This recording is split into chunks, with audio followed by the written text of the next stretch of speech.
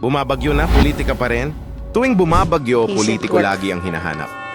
Sinalanta tayo ng bagyong Christine, pasiklaban ng mga politiko online kung sino sa kanila ang helpless, sabay sit tight and wait, at kung sino ang Pag hindi ka nagpapakita mag-show in the up most difficult times, moments. hindi ka Hanapan na leader. ng resibo ng flood control projects, payabangan ng resibo ng mga naitulong at sisihin kung sinong walang silbi. Ano ba tong mga namigay pa ng pera? Paulit-ulit na lang. Bago pa bumagyo, hanapin na yang mga politikong yan. Ibinabalita yang bagyo bago pumasok ng Pilipinas, pero taon-taon na lang. Puro sardinas at noodles ang natatanggap ng mga pamilyang nasalanta.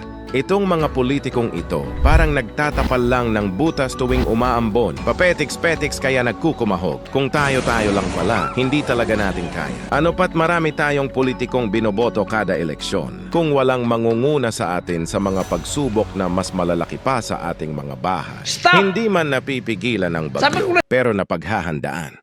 Pagod na rin ba kayo sa ginagawa ng mga politiko sa lugar ninyo?